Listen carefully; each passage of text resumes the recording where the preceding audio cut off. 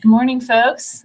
We're approaching the 9 o'clock hour, and I know this is when the last people jump on, so we'll give everybody a minute to jump on. And I'm borrowing Jen Volk's desk because I'm here in Dover today, and Jen's joining me here. She's not very close to the screen. I'll slide over and she can join in here. And hopefully we'll just have a minute or two for folks to pile on here at the 9 o'clock hour, and we'll get started as we have some things we want to cover today. And I see we're already recording my infamous stalling comments here. So.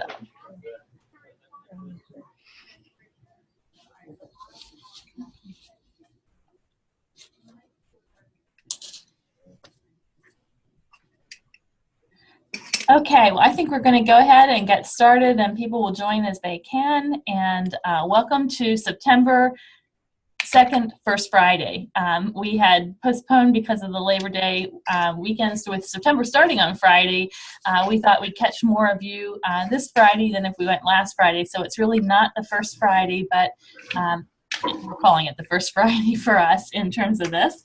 And I just want to share a few organizational updates before we turn it over to our program and what we're doing today and what we're focusing on today. I want to say thanks to Jen Volk, who is, as you know and I have announced, is coming on as our Associate Director in Extension while I'm on this grant project with the Robert Wood Johnson Foundation. It is exciting to have her come on board.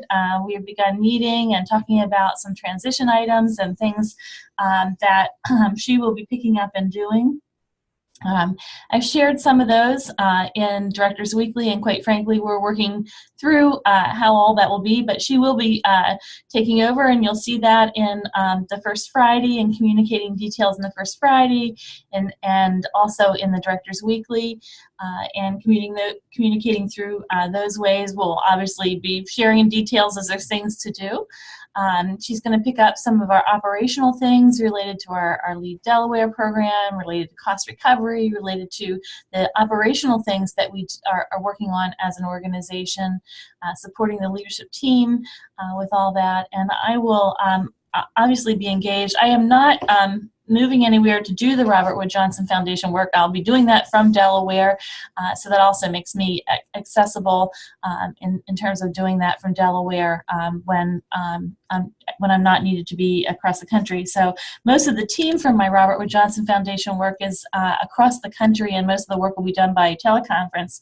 As a matter of fact, we have one of our team members who's evacuating Florida right now from her home due to Hurricane Irma. So it's interesting as you work with folks across the country, and most of the entire work is being done through people across the country. We had a meeting at 5 o'clock on Tuesday night because we were meeting with folks from Washington State, and it was 5 o'clock our time, but several hours earlier their time. So I just wanted to let you know how that's working out, and as we have more specific details, we'll be talking about those, but I'm really thankful for Jen stepping up and the leadership on that, and as we transition, we'll continue to communicate any critical information that hopefully it's going to be seamless, and we'll just all be involved and continue in the great forward path that you all have been operating with. So excited about that, excited about Delaware's involvement in the Robert Wood Johnson Foundation, and we're working through that process as well and have a meeting about that next week. Speaking of that, I want to welcome to this First Friday Gina Christ. She's teaching right now, but she is our new faculty member who is joining us as a community health specialist. She's a temporary instructor position. It's a 3-year pilot that we're putting in place with the support of the college. And Gina has started with us this week. She is located in 108 Townsend Hall, which is right across the hall from the Dean's Suite and the women's restroom. That's how you can find her. And she has joined us. She's 75% extension and 25% behavioral health and nutrition, and so as part of that they have her teaching one course this semester, so she's teaching Monday, Wednesday, and Fridays from 8 to 9, and then hours thereafter, and you can touch base with her then. So we're really delighted to have Gina on board, and as you get on campus, please stop by and introduce yourself and help her to get to know you. And so we hope to introduce her further and some of our new folks in a future meeting.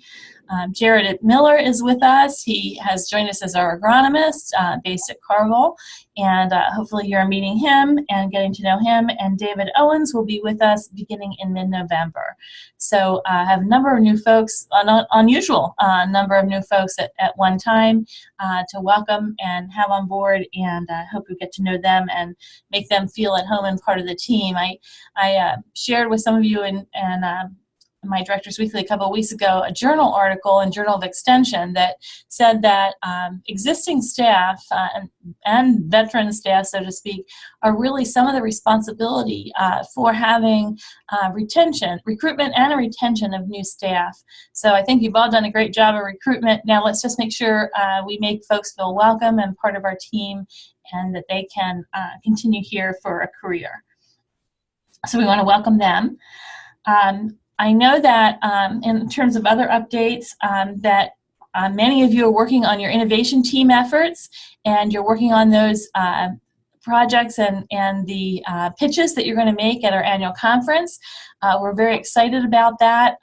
As I said, I'm thrilled with the numbers of teams that we have for our annual conference innovation pitches. And so because I'm so thrilled, I have wanted to let you all know to keep working, because I am increasing the number of prizes that we're going to give to our innovation team. Since we have so many of you, we will be awarding the first place team with the endowment that we have from Jan Seitz, which is for $5,000. So the first team will have that to put towards their project and to pull off that innovation. And I have decided to fund the next 4 teams at decreasing levels, $4,000, $3,000, $2,000, and $1,000, if you're able to use that that amount of funds to help move towards your innovation. So I hope it comes as additional motivation today that your efforts will be rewarded, and that additional folks can move into these innovation that we can move forward with this innovation. As a matter of fact, I wanted to share with you, each year the dean asks each of his administrative team we write our own goals, just like you write your goals and the action plans, and we report on them. But we also have to select what he calls a WIG, a wildly important goal. There's a book on it, you can read about it. But my wildly important goal for this year is about innovation and how we're moving Delaware Cooperative Extension forward through innovation, providing an environment where people can feel comfortable and taking risks and doing new things, and we're promoting innovation. And a year from now, I'll be looking at that, and we'll be evaluating lessons learned and what has been as a result of this investment and our efforts to doing that. So I am really excited about our fall conference. And Jen, is that registration coming out? It should be in the Directors Weekly today. Directors Weekly today will contain registration for fall conference, and largely we need to know who's coming. We are opening up fall conference this year by request to our colleagues in the Sea Grant program, as well as the folks as we normally do with Del State. So should be a really healthy group coming together. I'm glad to see the integration we have with others, and so just there'll be some slight difference. And just a reminder to all of you that this is the time that we also recognize our Friends of Extension. And if your teams haven't already discussed and identified a Friend of Extension, it's time to do that. Mid-September is the time frame. I think 22nd. Jen's got it. The 22nd, she's providing this organizational piece. On the 22nd of September, we need to have those Friends of Extension. One of the reasons is some of the gift that we give to our friends of Extension needs to be engraved, and so we need the time to get that done. We'd like to give them enough advance notice to get them invited to the luncheon, and so we will be doing innovation, but we'll continue to have our awards and recognition at lunch for our Friends of Extension. So if you haven't been involved in that, please make that high on your priority list. This has been a wonderful way for us to recognize so many that support our program, and I look forward to that every year as a part of our conference. I think that's the key things that I wanted to touch base on this morning as we move ahead. We have lots happening with fall. Things are really kicked into gear. Yesterday we had our fall fest for the college. Thanks to those of you who were able to stop in and mingle. I think they had close to 400 people that were students and faculty who were there. Some great food and activities, and just a welcome back and esprit de corps among our college, which is one of the topics that we want to talk about today in terms of our students and integration with them, and the way that we make this an environment that they want to be a part of as well. So I am going to, at this time, just ask if there are any questions that folks have that I can respond to before I move into our presentations. Any questions for anyone? Please feel free, as we get more and more used to this technology, I just want to encourage you to unmute your phones and to have your questions, and we don't have to, or to use a chat pod, whichever you're more comfortable, but certainly know that you have that availability. So I'm not seeing any, but we can come back around to that if, should you think of anything. I am very pleased to have with us today two of our colleagues who are working in a topic that I think is probably near and dear to us as well. Joining us today is Kim Yudkowsky and Katie Daly, and many of you know these individuals. They refer to themselves as the blonde-haired, ponytailed women down the hall. And Kim says she's been describing herself that way for years. So you know, I don't know how many years this student said she had been referring, and she's no longer a student. She's now employed and referring to Kim that way. So anyway, they work down the hall from us, but just a little bit of background as I introduce. Kim is the Senior Assistant Dean of Student Services, and has done a phenomenal job along with Katie Daly, who is our Academic Program Manager. And one of the reasons I wanted to have them on First Friday is because we really have talked about the integration of cooperative extension with the College of Agriculture and Natural Resources, and my role as Associate Dean, seeing the ways that we can integrate, that we can work together, things that we can do better together, and maybe some things that we haven't even done that we could do together. And certainly this topic of our students and student recruitment is one thing I think cooperative extension has a great opportunity to be involved in. But it does take us knowing a little bit, I think, to be able to help foster that and to do that. One of the dean's goals when he came 5 years ago was, he called it 20 by 20, a 20% increase in our student enrollment by the year 2020. And I'm happy to say that the dean is, along with many in the college who have worked at this, are well on the way. When I arrived here over 5 years ago, we had about 700 students in our college. And as of this year's polling, before all the drop ads and things are done, we have over 800 in this time frame. And so we have about 3 more years. And so the 20 by 20 would put us at 900 students is really the goal for 20 by 20. And we're well on our way to that. But as we've talked about that as a college administrative team, it just really became clear to me that cooperative extension is one of the first and one of the greatest opportunities for recruitment for students to the University of Delaware and to our college. We talk about doing this through 4-H, and Doug Krause and I have talked about the needs to even go back and look at what of our 4-H students have become UD students and also Canner students, and to take a look at that, because we think we do have that, but we really haven't looked at the evidence of that. We do know that 4-H youth are much more likely to go to college than other youth, so we already know that about it. We also know that you folks are out in the communities talking to families, and they look at you and say, how do I get my kid into UD? They're asking you that. They see you as the door to the university and are often wondering about how to do that. I know those of you who are working in our front offices have people walk into the office and talk about their kids and the opportunities that they might have and how you can help them.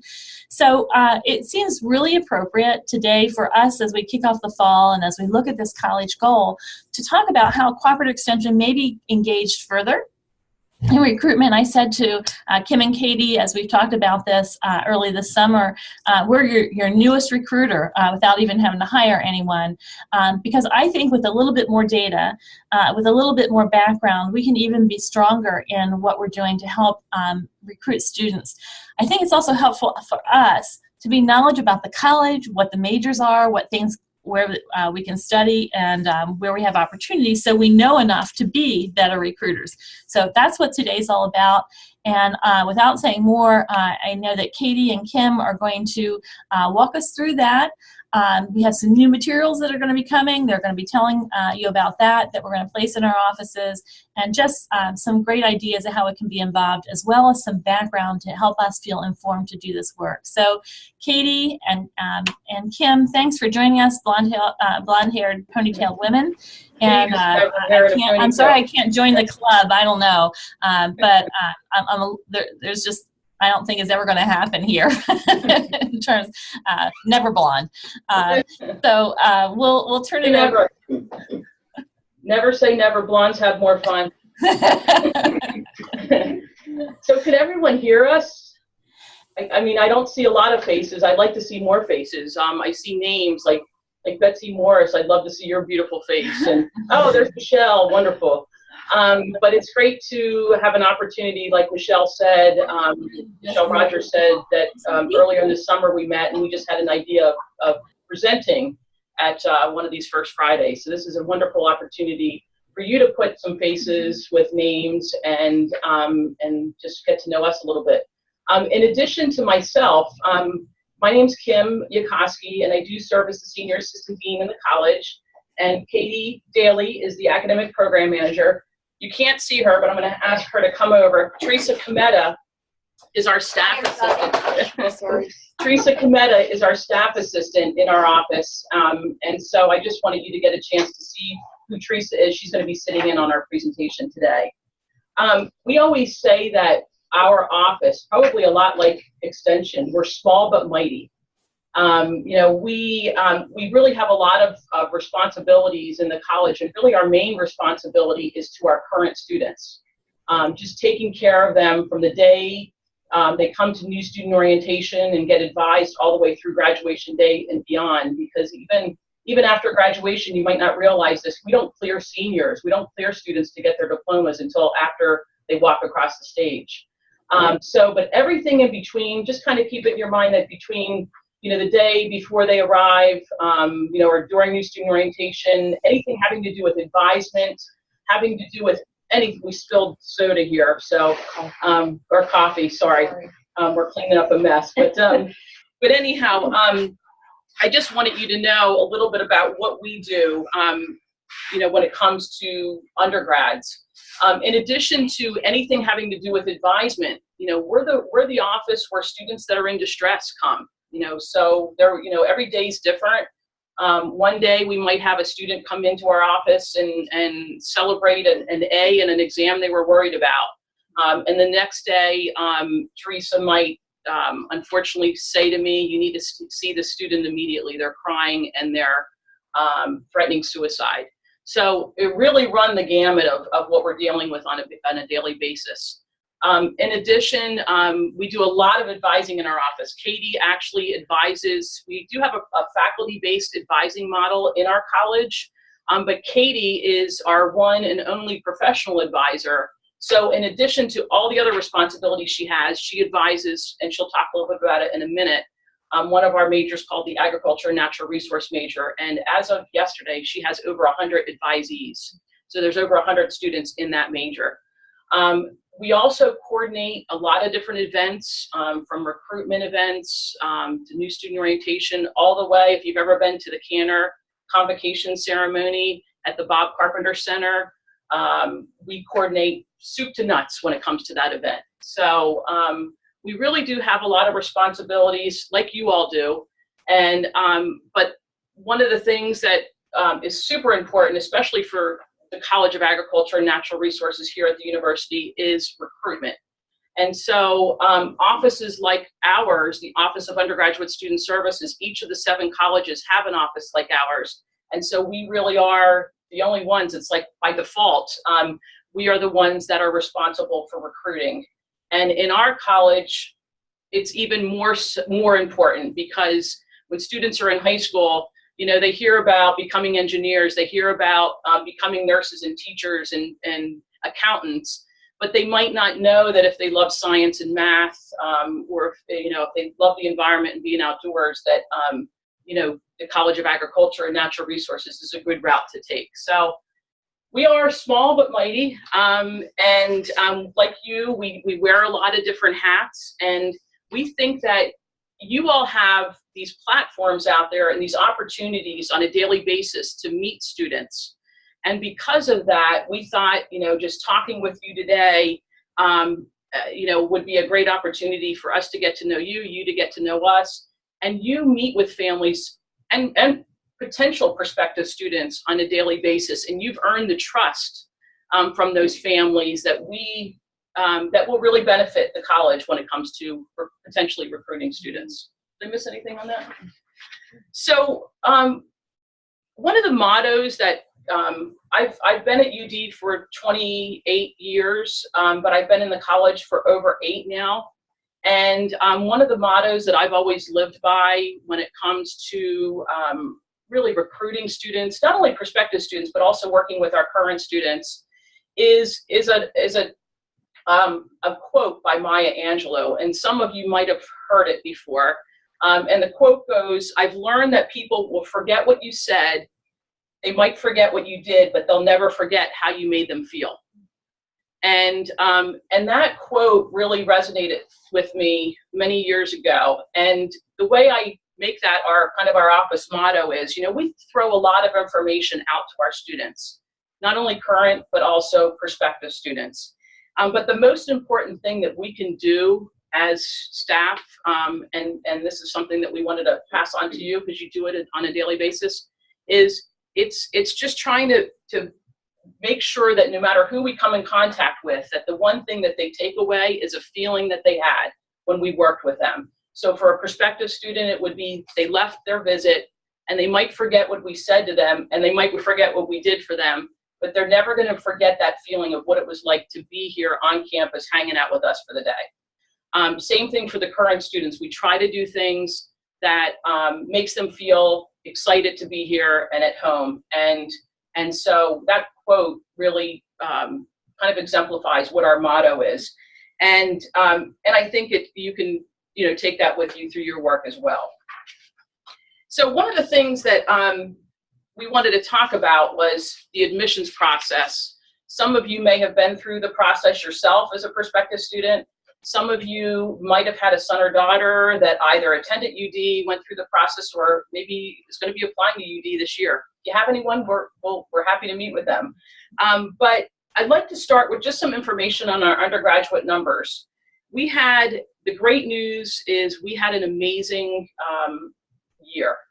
And as many of you know, the school semester started just a couple weeks ago. Drop ad ends next Tuesday. But our fall numbers were amazing. We actually brought in 215 new students this fall. And as of last week, as Michelle mentioned, we have over 800, actually, as of last week, it was 809 undergraduates. In my time here, it's always hovered between 750.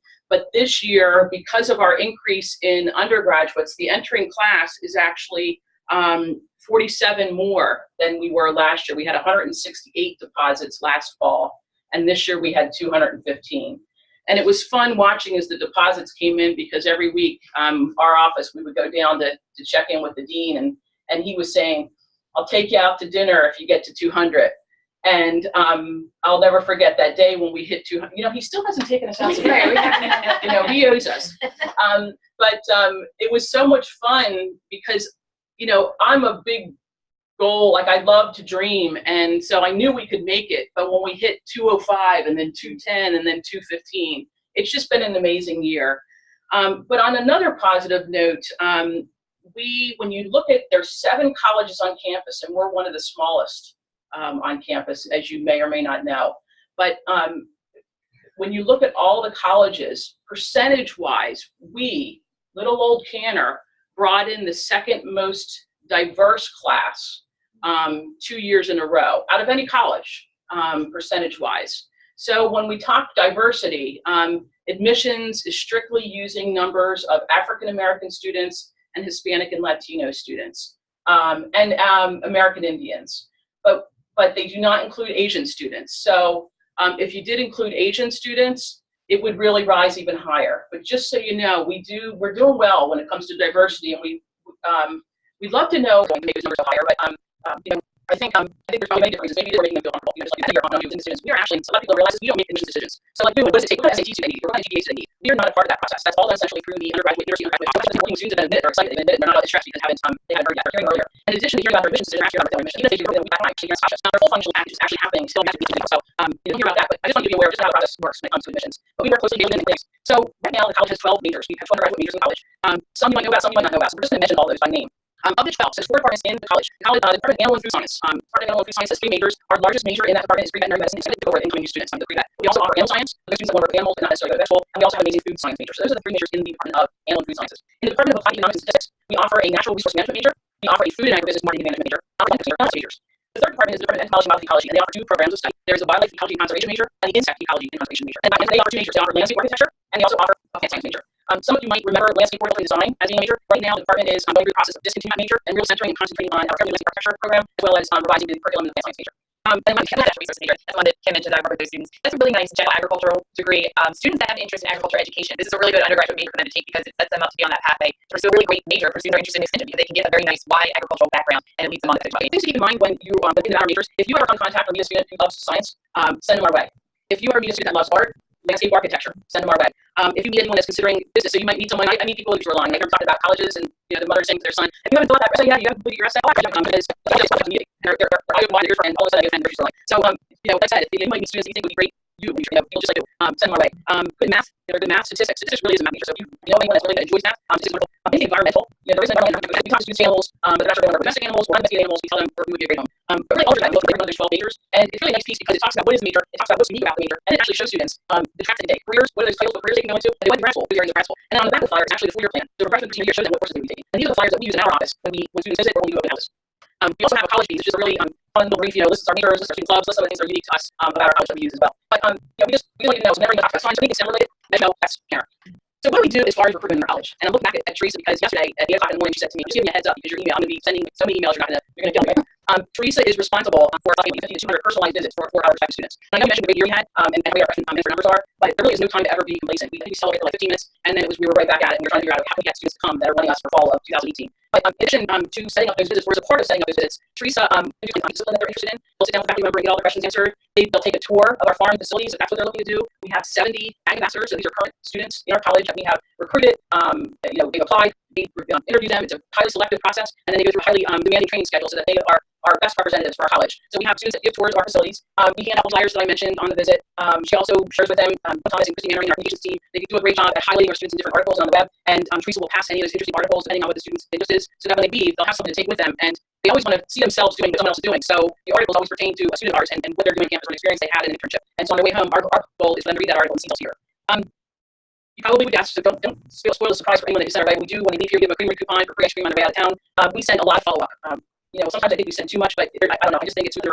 We're getting a lot of information from a lot of schools, but we always are appreciative of their visits. So we always send follow-ups. Not only just do our ambassadors send a postcard and include their email address to get back in touch with them with other questions, but Teresa sends a personal email and then I send a personal letter reminding them about why we are special here in college. How can you help? How can you help with this process? For those of you that enter your units, you never talk to someone, even if it's about a completely different subject, and they mention a prospective student. When they call and they're asking questions that really should be passed on to us. Refer them to Teresa. Teresa Cometa, she's the first person to answer our phone, and her phone number is 831-2508. That's our main office number, and she will be sure that they get to the right place and set up a visit for them and really do a great job rolling the right card out for them. One thing to keep in mind, we get a lot of calls from high schools, middle schools, elementary schools that want to set up group visits. We do not, we're not a field trip destination. So we do not, in a lot of cases when these schools call, we have to explain to them that we're a research and teaching institution and we're not a field trip destination. We do occasionally, like we're getting ready to set one up right now, but it's a small program. It's a high school that is really interested in agriculture and natural resources. We do about 1 or 2 smaller school visits each year. But for the school for the teacher who in their lesson plan has an animal science or animal related lesson plan, they're not to come through our office to set up a visit. And if, I think it might sound strange that we don't do that, but just we can't, because we are a research teaching institution, we just can't handle the volume of those calls. We really try to do everything like you, but we are not, sometimes we have to say no, but we try to think strategically. So an example, Dan Severson had emailed a couple weeks ago about a program in Dover. It's a women conference in, I think, early December. And there's going to be 20 students from Delaware and Maryland, and he wanted to see if either me or Katie can spend Saturday morning talking to these students. While we weren't available, I said to him, how about we send 2 or 3 ag ambassadors down? So right now we're in the process of seeing if there's any ambassadors that are available that day. And as Dan said, sometimes these youth at these conferences, these students want to hear from current students. They probably prefer to see themselves in the current students that they're hearing from. We never have opportunities like that. We're a wonderful group, and we're always welcome to talk to you about opportunities for them to get involved as well. We do have numerous open houses throughout the year. Some are in the college and some are coordinated revisions that coordinated through our office. The first one that is in the fall is something called Golden Saturdays. That's the university event. And usually it's 2 Saturdays, one in September, one in October. This year it's September 23rd, and the second is on October 14th. This is a pretty big event. It usually brings about 4,000 or 5,000 people to campus. And then there's a portion of that event where they meet with each college that they're interested in. So we'll have quite a few people come to both of those events on Saturday. The second event is something called the Katie Ticket from your Exploration Day. The Exploration Day allows potential high school students to come and visit and actually have hands-on experience in all of our different areas. So they can follow a full day of experiences in food science and really get to see what they do once they're in the classroom and on campus. We have a full day for animal science as well.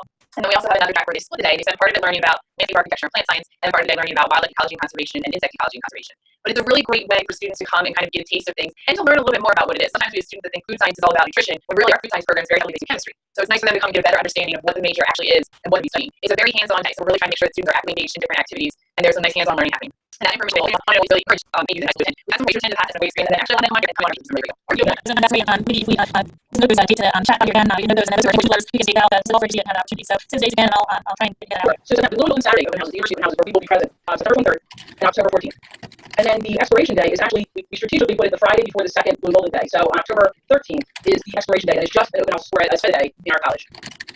And the last event that we have is for admitted students only. They're called Delaware Decision Days. So we invite all of the students that have been admitted to the university back for a day. Haven't gotten those dates yet, but when students are admitted, usually it's one day in February and 2 days in April. And that's really where, it's the last time they're visiting, they're going to be making their final decision. And those are they're so fun. They're fun because there's no more stress. Students are, still stressed because sometimes they're stressed and wondering whether they're going to attend. They're toying between us and another school. I love it because we do a nice job during those events, and it's our opportunity to have students, and they come up to us at the end to say, who can we give our deposit to? They want to pass us physically, open up their checkbook, and they want to make a deposit because they had such a great day. So that's called Delaware Decision Days, and we don't have those dates yet. The other things we do a lot of communications out to students, and we also do some yield activities, or yield outreach. One of the yield outreach pieces that we do, we send themed postcards that we mail to all of prospective and admitted students, and they really revolve around 4 themes of exploration, academic quality, connections, and then outcomes. What would they do with a particular major that they've been admitted to? The second thing we do is this time of year we send a postcard about visiting our college. So anyone that's on our mailing list, actually 30 seconds before I walked into this room, I got the list, or I got the numbers. We were waiting to find out how many prospects, Cantor prospects, are in the database up in admissions, and there's 620 that are juniors and seniors right now. So we'll be sending a postcard. Sorry, Teresa. We'll be sending a postcard out saying, come visit us this fall and spring. So it gets busy for Teresa in a couple weeks, even more so than yesterday. And then we also send a really beautiful congratulatory piece that is mailed out to all our admissions or admitted students starting in November, December when they get admitted all the way through March. And it's just, again, it's a way to say, hey, this is where you're coming, this is who we are, just for one I can't think of anything else to mention under those types of things. But so for those of you I don't know, I did have the pleasure of being a part of because of all the work that you guys do. And I know that you all have outstanding relationships in the communities that you work in, and you really are a very trusted resource for people. And that's what we want to talk to you about. How can we partner, but without making any extra work for you guys? Because you're already really doing this work, so can we give a more formalized process to this to just help you with talking to people and meeting with families and students? Really, when you're meeting with students and families and they have an interest in our college, if you just refer them to us, we can take it from there. And we can really take very good care of them once they contact us. As many of you know, there are some people that you work with throughout the state that don't have the best view of the university or maybe our college. And we know you're an integral piece in building that relationship and helping people to understand that we've got some really great people here, we've got some really great programs, and if you just refer them to us through phone calls or through some forms we'll show you in a moment, we promise we'll take good care of them when they get here, and we'll really do the best we can to show them all the great things our college has. So coming this fall, very soon, we're going to have cardboard cutouts that will be in each of the 3 county offices. And with these cutouts, it's just a nice, really visual representation of our college to just say, hey, here we are, for people to notice. And then we also have a form that we can stick with those cardboard cutouts. So this is just an information form that students or families can fill out, and it's just some basic information on them, their name, email address, things like that, and then which programs they might be interested in. So people can take them and then just stick them in the mail back to us, or even if they give them back to you and you guys can put them in campus mail, send it up to us, that puts them into our database, and then we can contact them and help to set up tours, answer any questions they may have, share information about the programs to study, curriculum, all that stuff. Those students are indicating through your assistance to us. Also, we want to be able to help promote everything that you're doing in Extension and also show our current students, here's some really interesting career opportunities that are out there. So we know that students of this age are really, the thing they're paying attention to is live videos. They're watching live videos more than anything else. So in your work, if you're doing videos or any types of promotion, and you want to send that our way, we'll get that out to our current students to really promote Extension and everything that you're doing. We want to definitely partner with you and make sure we're showing all the awesome things that Extension does and get our current students interested in that. We've been so happy to be able to refer some students to you guys for the Summer Scholars Program. We know you have wonderful things in there, and really anything we can do to help highlight what Extension is doing, we're really happy to help with that. And so you might, I just add to that, we talked yesterday about we're really trying to work on our YouTube channel and all the quick YouTubes that we have. They're great examples of just things that we're really teaching when it's in action. And so we might think about which one of those YouTube things might help students see what people in different majors and different areas are doing. So I think we need to think about other use of those and sending those to the improvement office and sharing tagging those ones that might just to link to put out this on our website, they can link to the first students that we're doing. So it's a win-win. Students learn about competition and careers, and that is also other careers and things that they might be involved in for themselves through those YouTube videos. So let's think about what we've got out there, what might lend itself to some of our student recruitment. Again, just using what we already have, my thing about create once and use multiple places. Yeah.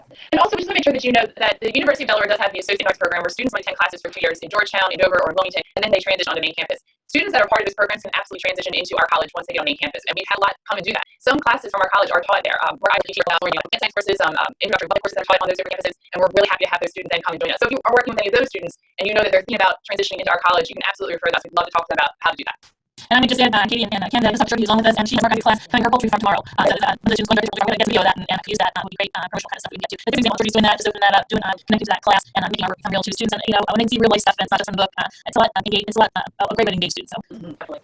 And the last and final thing that we want to just mention, just and you want to questions afterwards, is we wanted to just mention the things that we advise, that we message to our students on a daily basis. And we've shared this with our faculty, I shared this with our administrative team, just so that there's just different bullet points that we just try to include in our conversations with prospective students. And I'm just going to mention those things. So we always talk about our caring and supportive community here. We know you by name, or we know the student by name. It's a small college deal with the benefits of a medium-sized university. So that's one of our main things that we always talk about. We talk about, unlike many clutches of agriculture around the country, our farm and facilities are right on main campus. And from what I understand, that's very rare. So that's something we talk about. Our faculty take pride in teaching, mentoring, and advising our students. We have 18 very active clubs within our college. There are hundreds university-wide, but just within our college, they run from collegiate FFA to agricultural fraternities and sororities to the Animal Science Club, the Wildlife Society, the equestrian team, and the list goes on. But we have very active clubs, and our students love being involved in those organizations. Students in all of our majors have opportunities both inside and outside of the classroom. And Katie mentioned that already, but for instance, the summer extension scholars, that's an opportunity that we talk to prospective students about. But some of these hands-on experiences, they start day one, freshman year, first semester.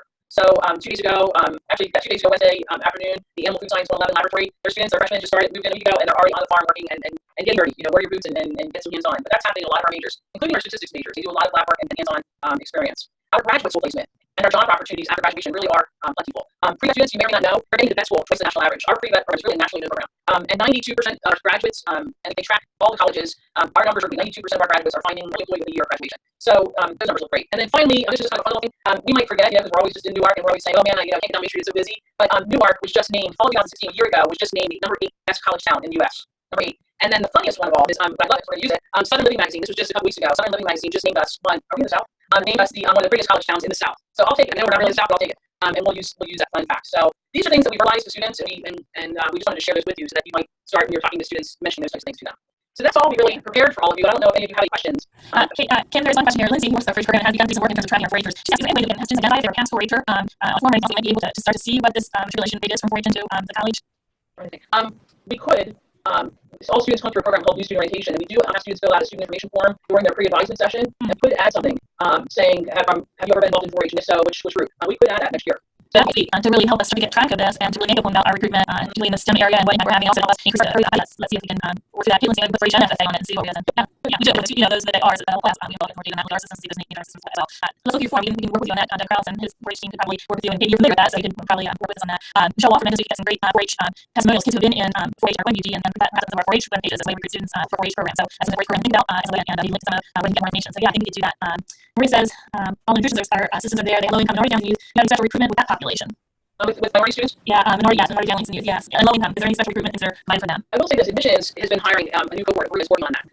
And as a matter of fact, Nakia Mack is in charge of that group. And she actually emailed me a couple days ago and asked me to come and speak to all the counselors, not only Sussex County school counselors and Sussex County, but Newcastle County luncheon, to talk about all our programs. We specifically in the college, other than when they come to visit, make them feel welcome and connect them with many students that we think would help. The university also has a program for admitted students.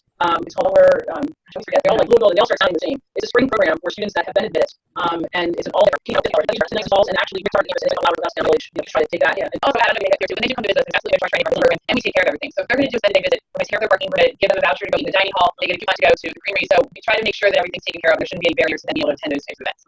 Great job.